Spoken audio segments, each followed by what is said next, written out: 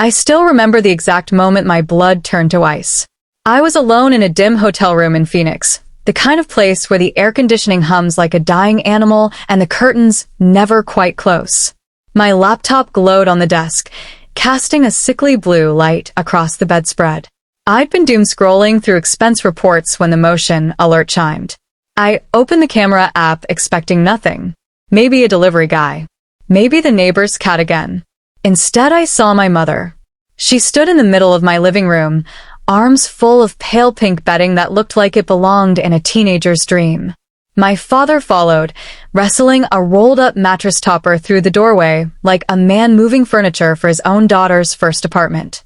And there, half hidden behind towers of cardboard labeled MIA Winter and MIA Shoes, was my sister herself, chewing her thumbnail exactly the way she did when we were kids, and she knew she was about to get away with murder.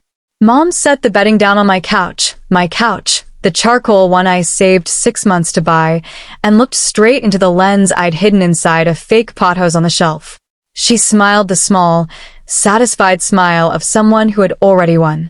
"Don't worry," she said to the empty room, to my father, to me. "Once Nora sees how pretty we made it for her, she won't have the heart to tear it all down. She never does."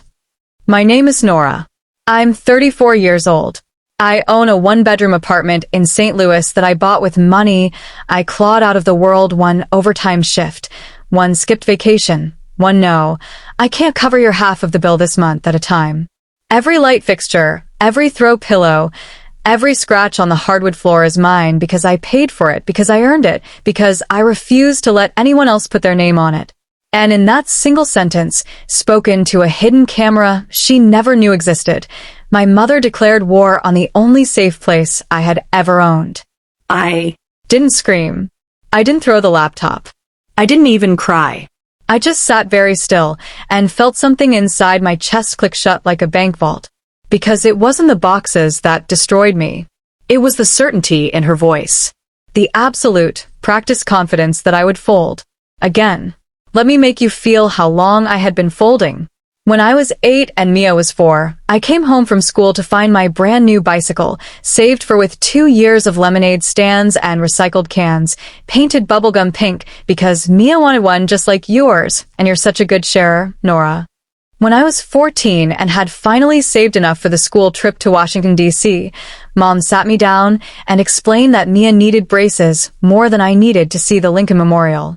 I smiled and said I understood. When I was 17 and working doubles at the diner to buy a car so I wouldn't have to beg for rides, Dad took my savings to cover Mia's third speeding ticket because she has play rehearsal across town and you're responsible enough to take the bus. Every single time, I swallowed the bitterness and told myself this was love. This was family. This was what big sisters do. I paid for college with loans and scholarships and sheer spite. I graduated with honors while Mia dropped in and out of 3 different schools, each semester funded by money that was supposed to be for books, for rent, for the life I was trying to build. When I finally closed on this apartment 3 years ago, I stood in the empty living room and cried because for the first time in my life, no one could take it away from me. I was wrong. Because the moment Mia's latest boyfriend kicked her out, the moment her latest job fell apart, the moment she called Mom crying at 2 a.m., my apartment stopped being mine and became the family's emergency shelter again. Only this time they didn't ask. They just started moving her in. I sat in that hotel bed for 2 straight days and watched my life get erased in real time. I watched Mom rearrange my bookshelves to make room for Mia's romance novels and glittery picture frames. I watched Dad hang string lights that spelled dream above the desk where I write my performance reviews. I watched Mia herself walk in on the second morning, dragging a suitcase and a look of guilty relief, like a kid who knows she's being handed someone else's birthday. She paused in the doorway and asked the question I had waited 34 years to hear someone ask on my behalf. "Are you sure Nora's okay with this?" Dad actually laughed. A real, warm, comfortable laugh. "She'll pout for a day," he said, tightening a screw on the new bed frame. "Then she'll see how happy Mia is, and she'll melt. Nora's always been the soft one." Soft one. I took a screenshot, zoomed in on their faces, saved it to a folder labeled evidence. Then I called Victor Lang. Victor is the attorney who handled my closing. He's 50-something, ex-military, drinks his coffee black, and once told me, half joking, half serious, that if my family ever tried to pull anything, I should call him before I called my mother. I laughed at the time. I wasn't laughing now. I called him at 3 in the morning. I didn't apologize for waking him. I just said, "They're moving her in," without asking. While I'm out of town, there was a pause long enough for me to hear my own heartbeat. Then Victor said the most beautiful sentence anyone has ever said to me. Let them finish the room. He explained it like a general explaining scorched earth. Let them pour time, money, and emotion into the fantasy. Let them buy the perfect duvet and the matching curtains and the little ceramic elephant Mia has wanted since she was 12. Let them take photos and send them to relatives with captions like, "Big sister to the rescue." Let them believe, down to their bones, that I would never fight back. Because the deeper they dig the grave, the harder they fall into it. So I let them.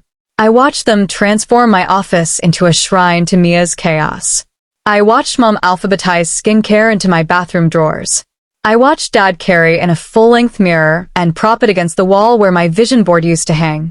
I watched Mia lie on the new bed, kick her feet in the air, and text someone, probably her ex, about how great everything was working out. Every frame was another nail. By the time I landed back in St. Louis, Victor had built me a cathedral of consequences. A formal notice of criminal trespass with time-stamped video exhibits. A civil demand letter citing $300 per day in unauthorized use fees, retroactive to the first box. A fabricated lease so vicious it could make a landlord cry.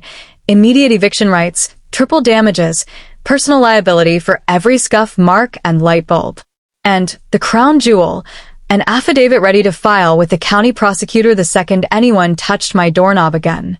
He had already briefed Diane, the building manager. Diane is 5'0", former Marine Corps, and has the warmth of a tax audit. She met me in the lobby holding a thick manila envelope and wearing the expression of someone who had waited her whole life for this moment. We rode the elevator in total silence. I slid my key into the lock the way a sniper slides around into the chamber. I opened the door. The first thing that hit me was the smell. Mia's cotton candy body spray mixed with Mom's lemon furniture polish and the garlic bread Dad always burns when he's nervous. My apartment smelled like someone else's childhood. They were all there. Mom stood at my stove stirring marinara, humming an old hymn like this was Sunday dinner. Dad was setting my table with the good plates, the ones I bought for a future I hadn't invited them into. Mia was curled on my couch in my favorite oversized cardigan, feet tucked under her, scrolling Instagram and smiling. At something that wasn't me. Time stopped. Mom turned first. Her face lit up like Christmas morning. Nora. Sweetheart, you're early. We wanted to surprise. No, I said. My voice didn't shake. It didn't need to. It had been waiting its whole life for this moment. This isn't a surprise party. This is an eviction. Diane stepped forward and handed Dad the envelope. You are currently trespassing on private property, she said in a voice that could command a platoon. You have until 5 p.m. to remove every item you brought into this unit and vacate the premises. Failure to comply will result in forcible removal, lockout, civil penalties in excess of $6,000, and possible criminal charges. Dad's hand trembled so violently the pages rattled like dry leaves in wind. Mom's wooden spoon slipped from her fingers and clattered into the pot, sending red sauce exploding across my backsplash like arterial spray. You can't be serious, Mom whispered. I have never been more serious about anything in my life. I watched them read. I watched the words sink in like poison. 6 days of unauthorized occupancy. $7,200 in fees and climbing. Personal liability. Court costs. Possible jail time. Mia started crying first, soft, hiccuping sobs that used to turn me inside out. Tonight they sounded like background noise. Nora, she choked. I didn't have anywhere else to go. You had the entire world, I said gently. You just didn't want to stand in it. Mom found her voice, sharp, wounded, weaponized. After everything we sacrificed for you. I laughed. I actually laughed. It sounded foreign in my throat. Sacrificed. I repeated. Name one thing. One single thing in the last 15 years that didn't have Mia's name written on it in glitter pen. Silence so thick you could have spread it on toast. Dad stared at the floor. Mom opened her mouth, closed it, opened it again. Nothing came out. I didn't yell. I didn't need to. The paperwork was doing the screaming for me.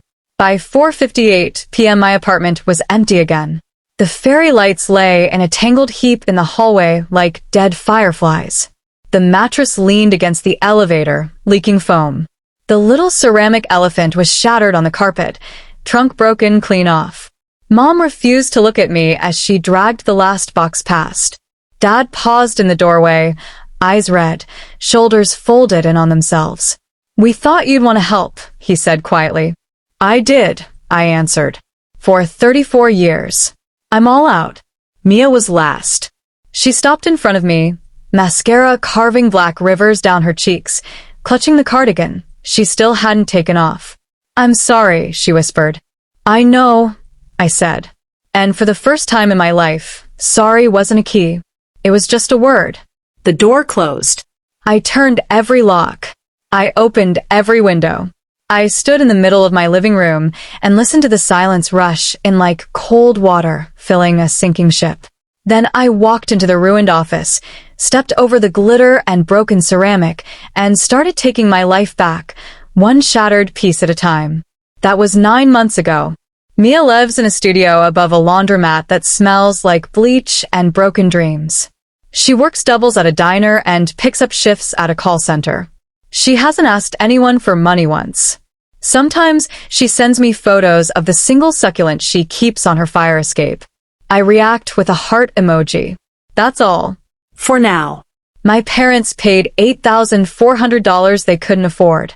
Their retirement fund took a hit they still won't talk about. They call on my birthday and leave voicemails I don't return.